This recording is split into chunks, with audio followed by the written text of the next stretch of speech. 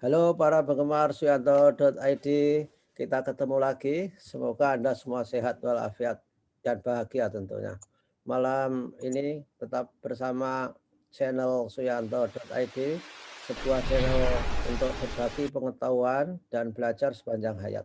Nah, malam ini kita akan bincang-bincang mengenai seluk-beluk tetek-bengek jurnal ya. Sekarang orang jadi dosen kalau nggak nulis di jurnal itu saya yakin karirnya tidak bersinar. Nah, bersama saya kita punya tamu yang luar biasa.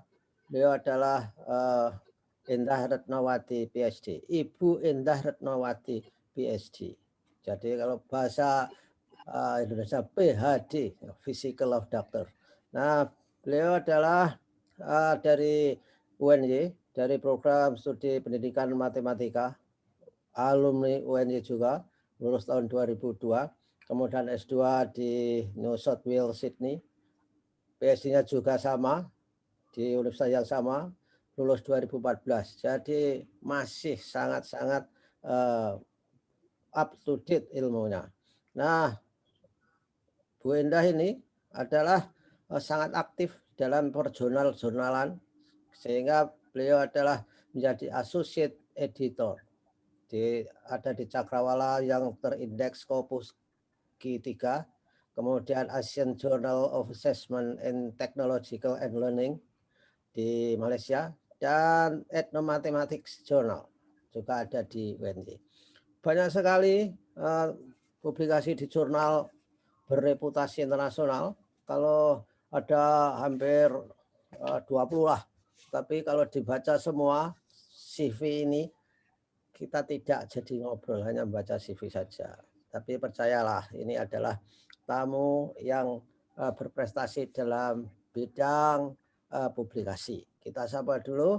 Assalamualaikum, Bu Indah.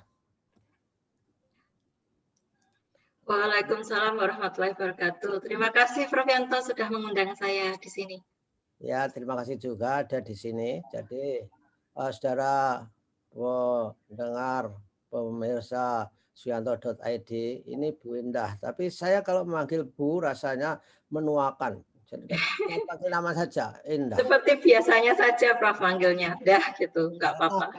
Karena beliau itu ketika lulus, toh saya sudah tua. Jadi ijazahnya dia yang tanda tangani saya pada waktu saya jadi rektor.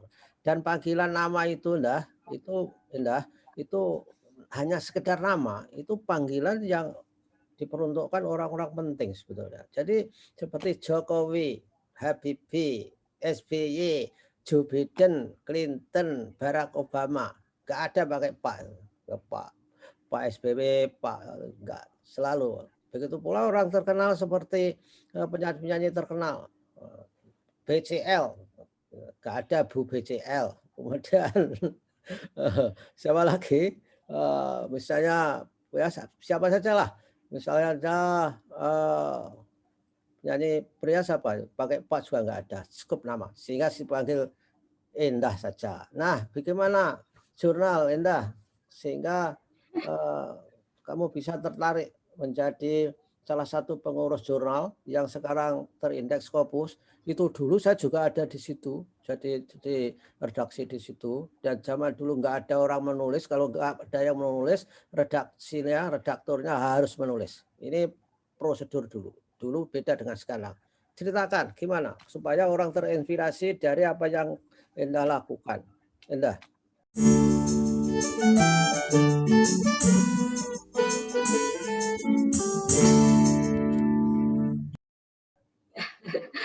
Iya, terima kasih banyak Prof. Yanto. Tentu saja saya nggak berani memanggil Yanto saja seperti kalau di luar negeri budaya kita berbeda. Saya tetap memanggil Prof. Yanto dan salam untuk para pemirsa suyanto.id. Terima kasih Prof pertanyaannya. Mengapa ya saya tertarik untuk mengelola jurnal? Khususnya saat ini yang saya kelola ada 3 dan memang yang sudah terindeks Scopus adalah Cakrawala Pendidikan. Saya selesai sekolah itu sekolah S3 tahun 2014, kemudian tahun 2015 saya kembali mengabdi ke universitas dan saya mendapat undangan untuk menjadi anggota Dewan Redaksi di Cakrawala Pendidikan. Tentu saja saat itu ada yang merekomendasikan saya. Terima kasih banyak sudah direkomendasikan.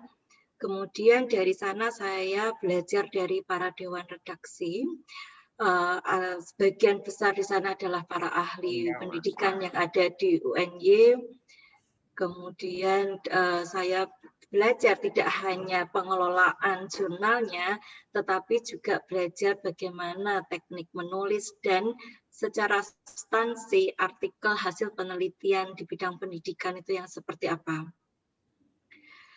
Dari kerja tim di mana di sana ada reviewer, ada editor in chief-nya, ada ketuanya, kemudian juga ada adminnya. Saya di sini mempunyai ketertarikannya itu karena ada potensi kontribusi hasil penelitian yang ditulis di jurnal Cakrawala Pendidikan ini terhadap pengembangan di bidang pendidikan itu sendiri. Tulisan-tulisan yang masuk di Cakrawala Pendidikan itu memang sudah bagus duluan karena memang sewaktu saya masuk menjadi Dewan Redaksi, Cakrawala Pendidikan saat itu sudah terakreditasi. Namun demikian ada sebuah tantangan di mana bagian besar dari timnya masih belajar hal baru yaitu tentang pengelolaan secara online. Sementara sebagian besar anggota timnya ini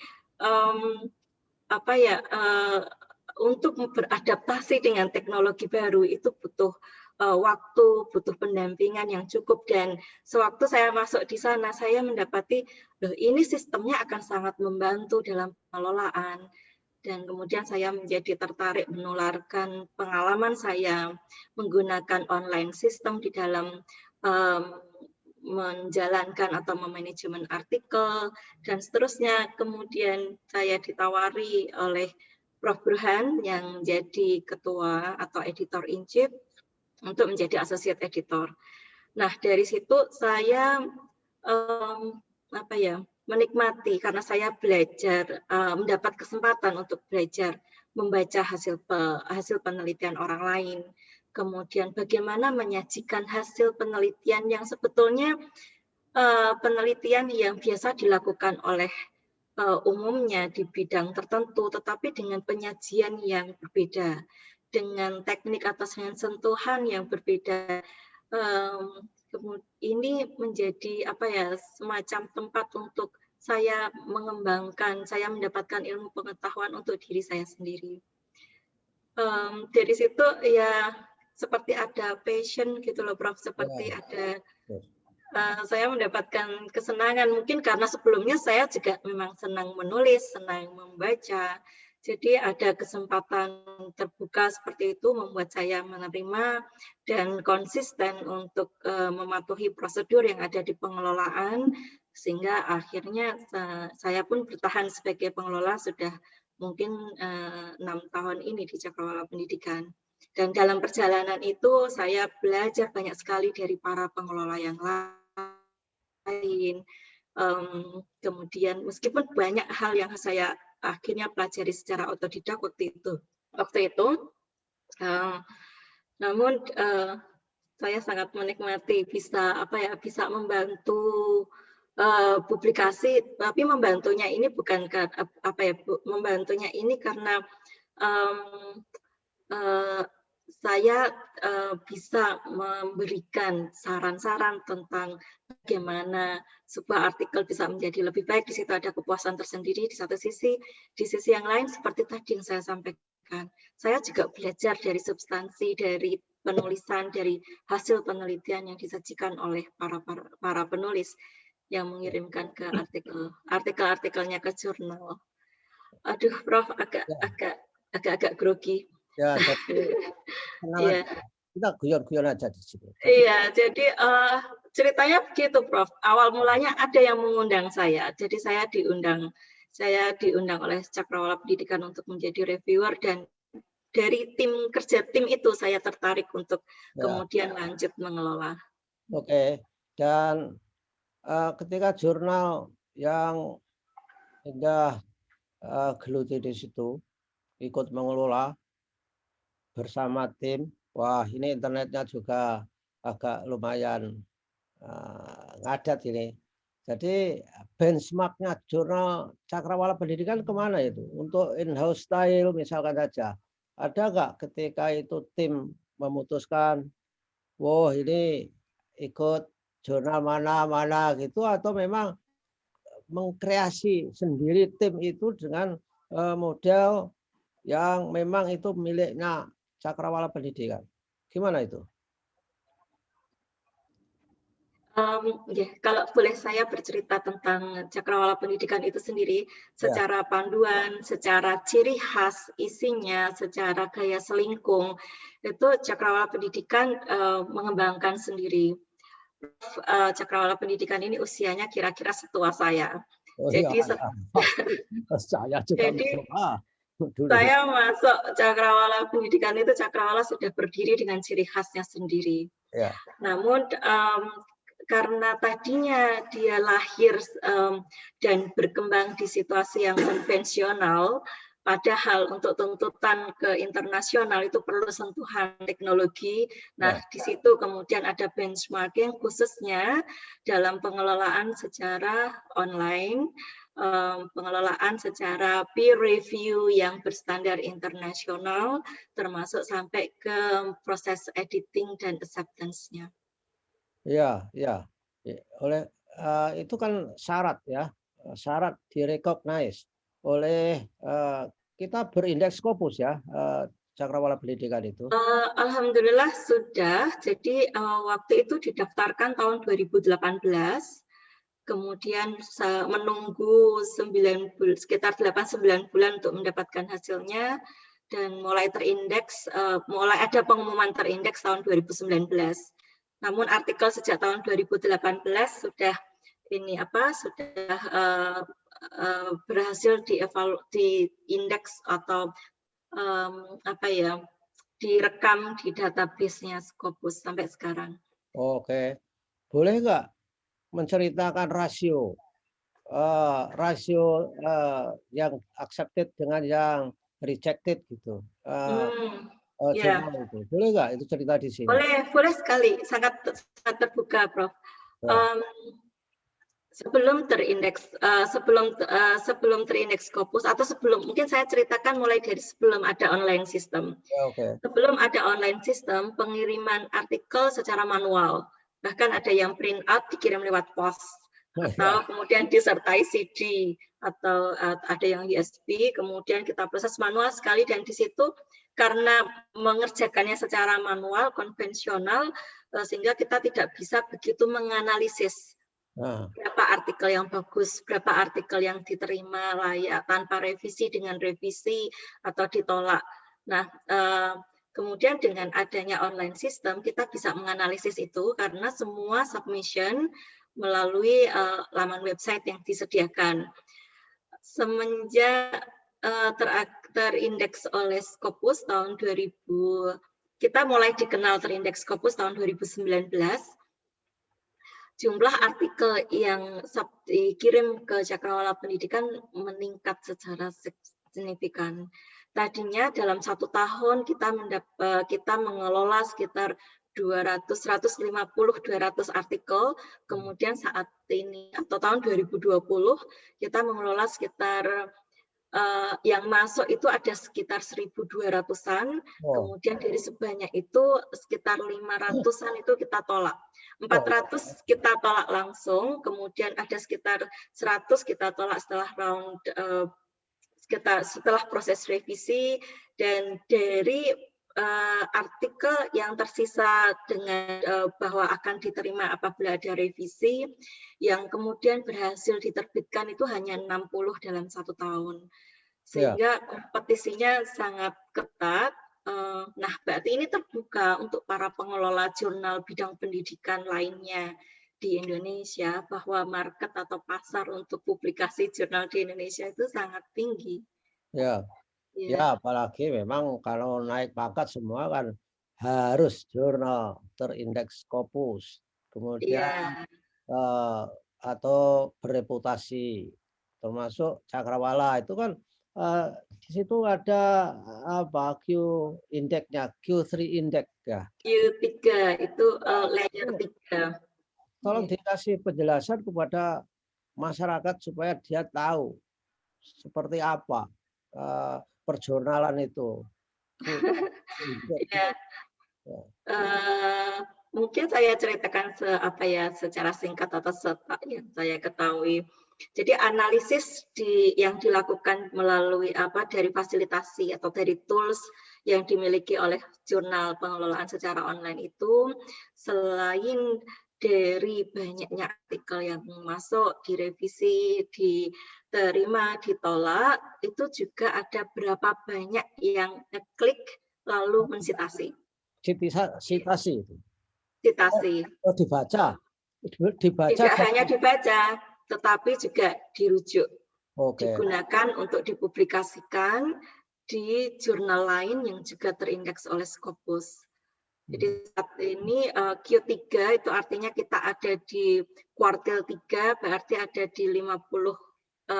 Jadi kalau di ranking ada 100 ranking, nah kita ada di 50% pertama di ranking yang Q3 istilahnya. Yang kalau yang bagus Q1, Prof, itu yang melakukan rankingan itu pabriknya atau Scopusnya itu sendiri, perusahaan Scopus, perusahaan data yang dimiliki oleh Scopus. Kemudian biasanya mereka mengeluarkan rapotnya itu setahun sekali di bulan April.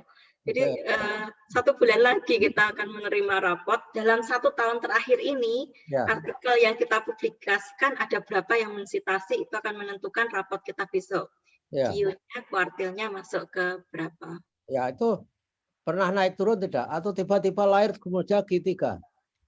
Ini karena penghitungan kuartil, penghitungan citasinya itu 3 tahun mundur ke belakang. Nah, karena kan baru saja masuk ke Scopus, jadi kita baru pertama kali tahun 2020 mendapatkan rankingnya. Jadi yang besok ini yang kedua, pertama kali ranking yang kita peroleh memang langsung Q3. Mudah-mudahan besok meningkat, tetapi itu semua bergantung dari berapa banyak sitasi dan sitasinya ke jurnal yang mana juga. Jadi Prof, ya tidak mudah juga untuk mendapatkan Q yang bagus, yang Q1, yang tier atas tentunya yang paling dicari orang untuk tempat publikasi. Wah, begitulah zaman sangat berubah. Hidup itu sekarang semakin dituntut demanding, tapi sarana prasarananya sekarang itu gampang. Zaman saya dulu memimpin jurnal di situ ya Cakrawala Pendidikan itu. Dulu itu yang penting perguruan tinggi itu buka jurnal lah, itu aja. Nggak peduli jurnalnya seperti apa, yang penting diakreditasi, oke. Tapi kan tidak dilihat citasinya. Yang penting punya jurnal, dibaca-baca sendiri, ditulisi sendiri, senang-senang sendiri, itu sudah cukup baik itu. Tapi sekarang kan nggak begitu. Sudah punya pun sudah dilihat juga, dibaca orang tidak, dikutip orang tidak. Nah, untuk mempertahankan itu saya kira tergantung pada editor board atau dewan redaksi. Iya, betul. Itu dari mana saja jurnal yang Endah ikut di situ itu dari mana saja itu editor-editornya? Kita ada dari berbagai universitas dalam negeri dan luar negeri, tetapi memang betul sekali saya setuju tantangannya di situ. Dari apa yang kita publikasikan itu bagaimana caranya nanti orang lain mau membaca. Jadi kita sangat bergantung dari para reviewer, baik dari UNY sendiri, di luar UNY maupun luar negeri. Kita ada yang membantu untuk memperbaiki kualitas sisi substansi kita, ada dari Australia, ada dari Belanda, Malaysia, kemudian dari Hong Kong. Itu dari teman ke teman dari kolega. Jadi di networking kami sendiri yang ada di Dewan Redaksi, kita bergantung pada keahlian beliau-beliau ini untuk memberikan masukan ke kualitas artikel, sehingga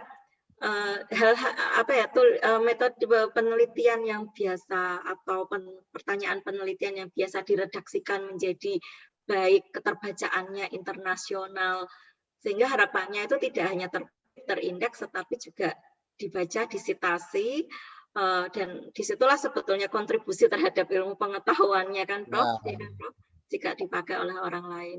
Jadi tapi kerja kerasnya tidak hanya di bagaimana menjalankan online-nya, tetapi isinya ini gimana ya ya, supaya pernah dibaca nggak oleh orang lain.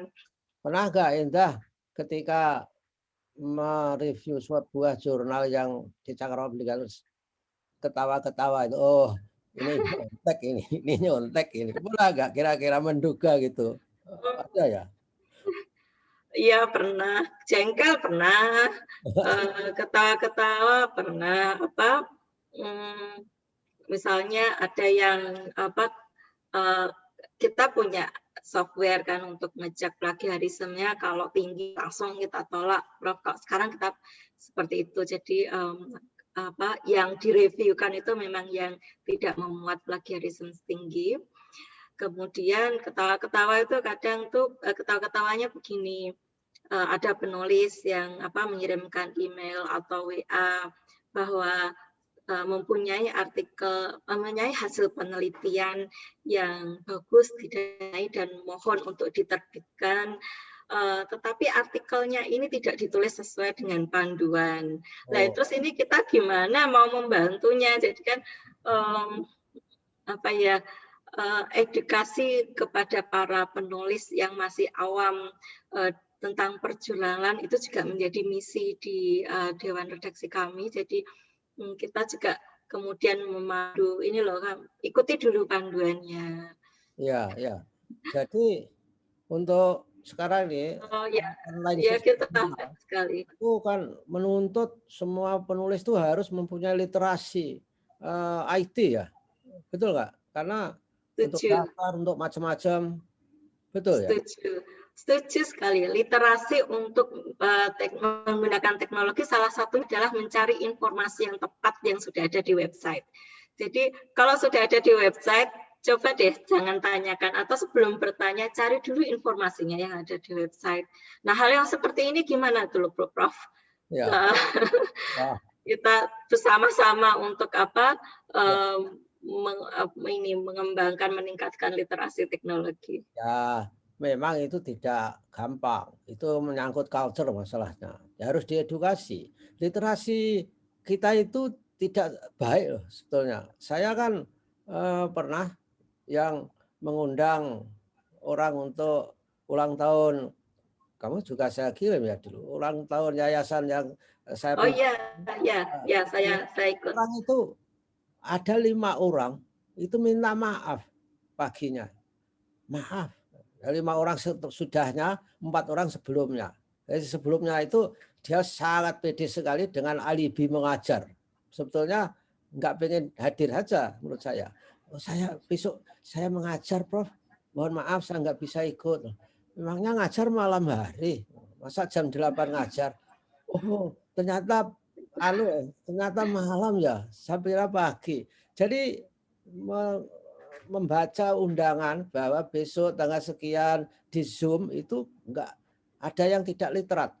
Jadi 8 PM dan AM itu kan teknologi. Di jurnal saya kira memang juga Iya saya itu ya betul sekali Prof itu kita berusaha keras itu gimana caranya pembaca atau calon penulis itu mau menengok website kita dengan teliti.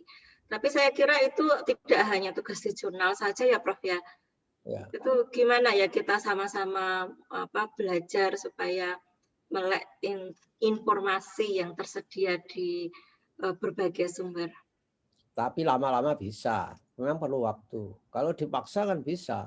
Ya, karena dia butuh. Kuncinya dia memerlukan.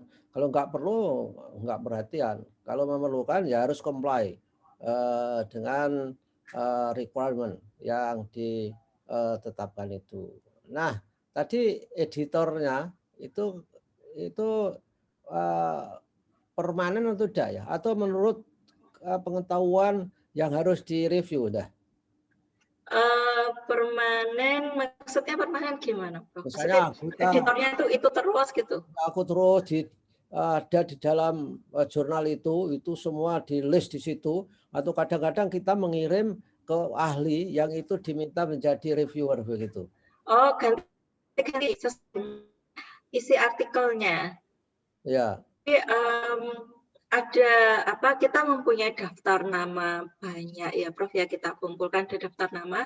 Jadi yang mereview artikel tidak hanya nama-nama yang ada di editorial board, tetapi ada di reviewer board.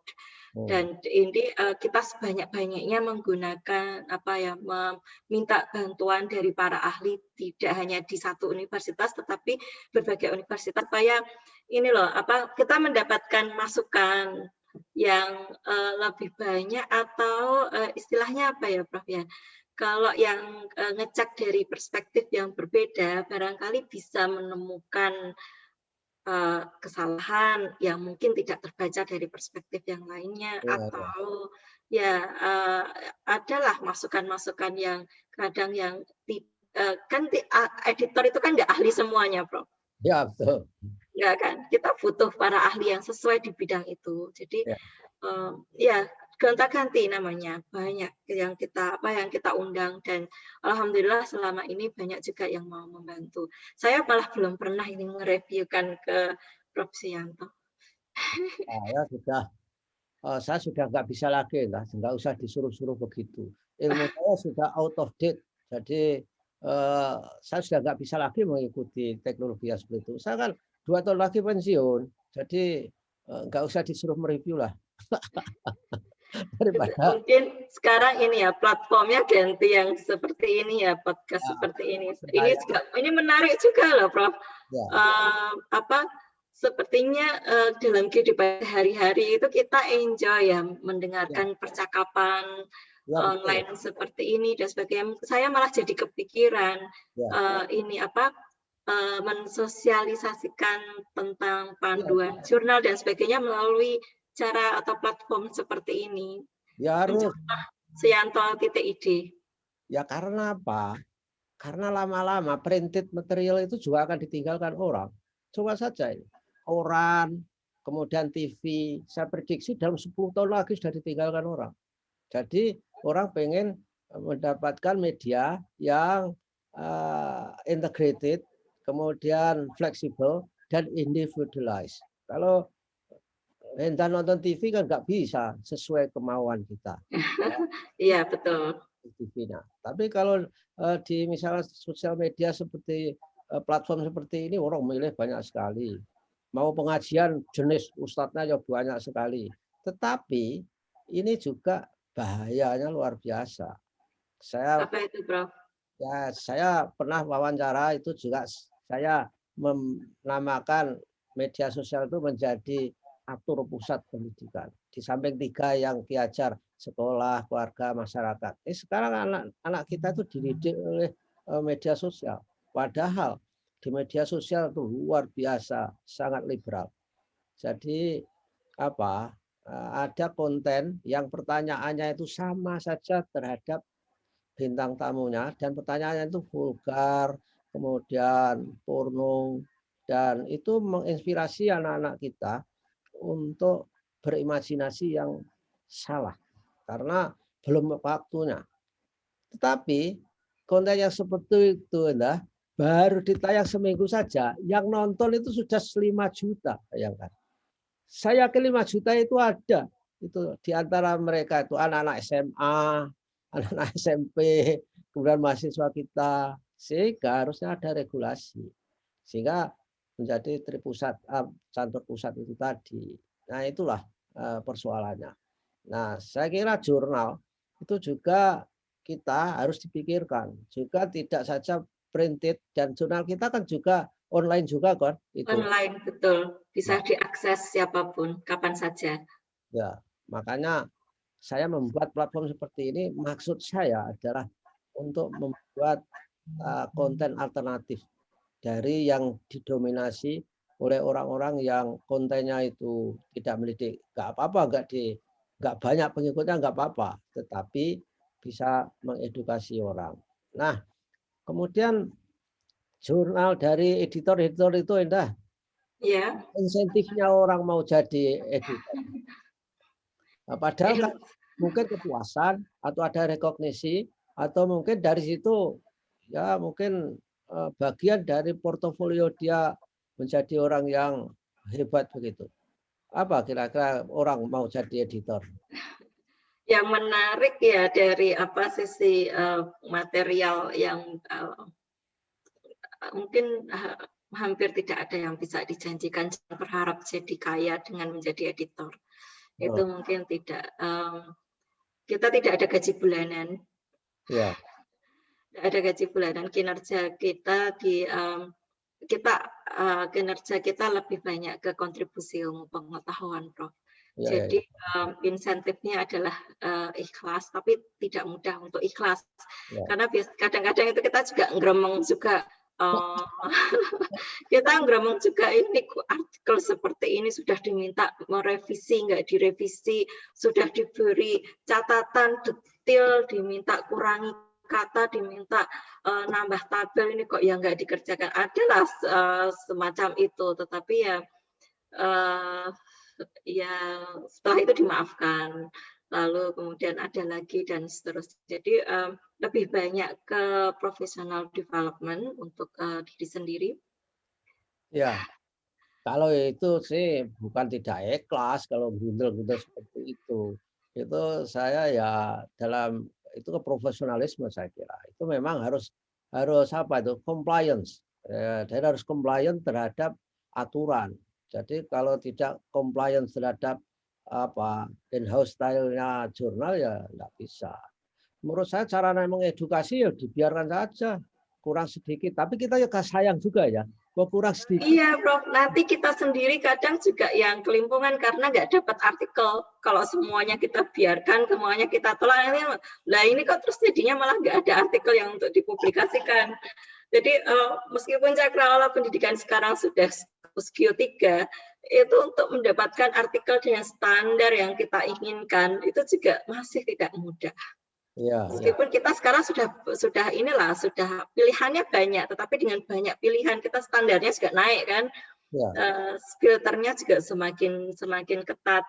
Jadi fase-fase bahwa kita kesulitan mendapatkan artikel sesuai dengan standar yang kita inginkan itu juga masih kita alami.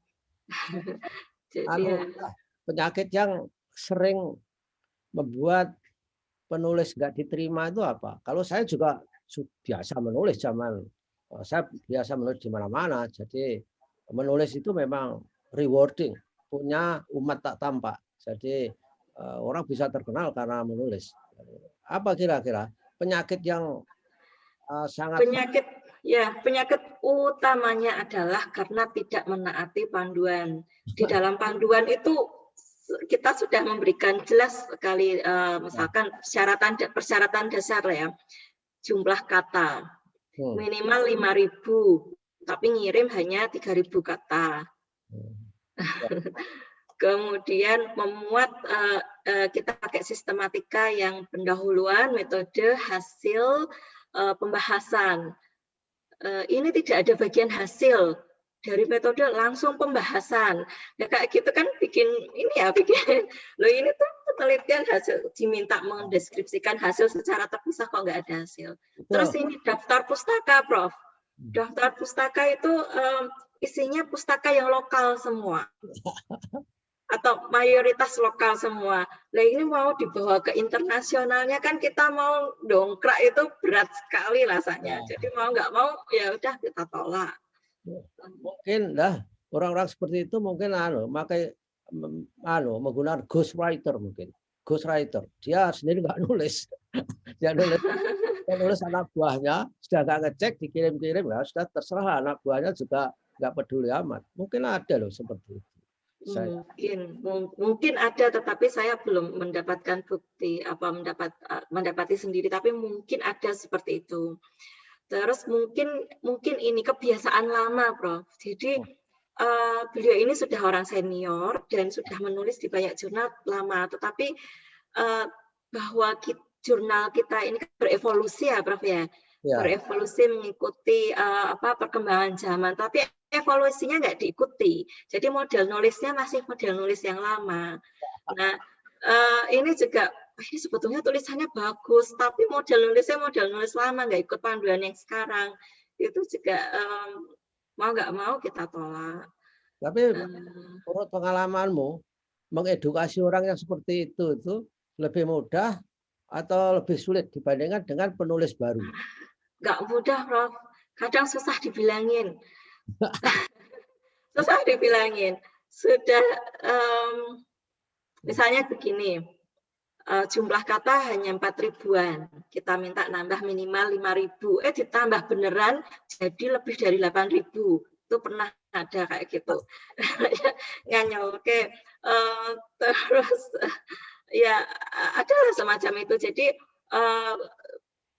kemudian mengirim email, kan saya kirim email mohon direvisi lagi maksimal sekian kata. Itu malah membalas email saya itu kemarin disuruh nambah, sekarang disuruh mengurangi, jadi malah protes. Loh ini gimana toh? Ada juga yang marah karena artikelnya ditolak, Bro. Ada juga ya? Ada. Saya sudah nggak menghitung lagi ada berapa, tapi ada aja yang marah karena artikelnya ditolak. Padahal kita menolaknya juga berusaha dengan redaksi email yang standar, tidak membuat down, bahkan di akhir email itu saya tambahi semoga diterima di jurnal yang sesuai atau dan sebagainya seperti itu. Tapi malah dibalas dengan marah-marah, katanya artikel saya tidak tidak dipublikasikan di Cakrawala Pendidikan, akan saya publikasikan di tempat yang lebih baik. Ya itu yang saya harapkan juga. Tapi kalau mau publikasi di Cakrawala Pendidikan atau dipublikasi di jurnal manapun lah, taatilah apa yang ditentukan oleh jurnal tersebut. Saya kira pengelolaan seperti itu diterapkan di jurnal manapun. Ya. Kalau menurut pengalamanmu yang suka marah itu penulis pria atau wanita? Saya tidak menganalisis sampai sejauh itu, dan sepertinya juga sepertinya tidak ada alasan khusus untuk menganalisa itu laki-laki atau perempuan, karena sepertinya itu karena kebutuhan yang tidak terpenuhi, Prof. Biasanya kalau marah-marah itu. Oh ya. Karena ada cepat dan pasti dimuat seperti itu loh. Ya, semacam itu. Sudah punya ekspektasi bahwa biasanya itu orang yang sulit menerima saran atau sulit menerima kritik, mungkin loh dugaan saya. Karena saran-saran dari reviewer itu kan dibaca dulu oleh editor dan kita memastikan bahwa saran itu tidak yang diskriminatif, tidak yang yang langsung menyalahkan atau apa, tetapi memberikan alasan, sehingga penolakan itu juga disertai dengan rasionalnya. Mungkin sudah punya standar bahwa tulisan saya ini sudah bagus, kok diberi saran begini, apalagi editornya masih anak ABG ya, Prof, tadi saya ya. Saya juga, ya sudahlah. Kalau reviewernya orang dari luar negeri lah, mereka kan harus comply juga ya. Kalau dimarah-marahi itu kan yang dewan redaksi. Tapi yang dimarahi yang dewan redaksinya, yang editornya, yang komunikasi dengan penulisnya. Kalau reviewer dari luar negeri itu pernah komplainnya adalah ini artikelnya terlalu basic gitu. Jadi saya jangan diberi artikel yang tidak perlu direview. Pernah saya mendapati seperti itu dari luar negeri. Tidak perlu direview itu artinya tidak reviewable, tidak eligible gitu. Sudah jelas-jelas ini pantas ditolak, semacam itu. Saya pernah, padahal itu maksud saya adalah yang penting ada artikel yang saya menjaga kontak dengan reviewer itu kan, yang penting saya mereviewkan artikel ke beliau supaya tetap ada komunikasi. Malah saya digitukan, itu pelajaran untuk saya. Oh ya, wah memang orang itu harus selalu belajar. Itulah saya mempunyai tagline di suyanto.id itu adalah belajar sepanjang hayat, lifelong learning. Lifelong learning. Jadi nggak boleh berhenti, apalagi zaman sekarang ini. Ya oke lah, Indah. Terima kasih sudah banyak memberi inspirasi, saudara-saudara para dosen muda, dosen tua yang mau mengirimkan artikel ke jurnal mana saja. Yang paling penting dikatakan oleh Indah tadi adalah taati pedoman penulisan sesuai dengan in-house style jurnal yang akan ditulis. Terima kasih. Mudah-mudahan kita masih bisa bicara lagi yang lebih detail minggu depan, Indah. Dan untuk saat ini kita harus berpisah dulu. Mudah-mudahan kita selalu sehat. Assalamualaikum warahmatullahi wabarakatuh. Waalaikumsalam warahmatullahi wabarakatuh. Terima kasih. Selamat petang, Prof. Terima kasih. Semoga sehat selalu.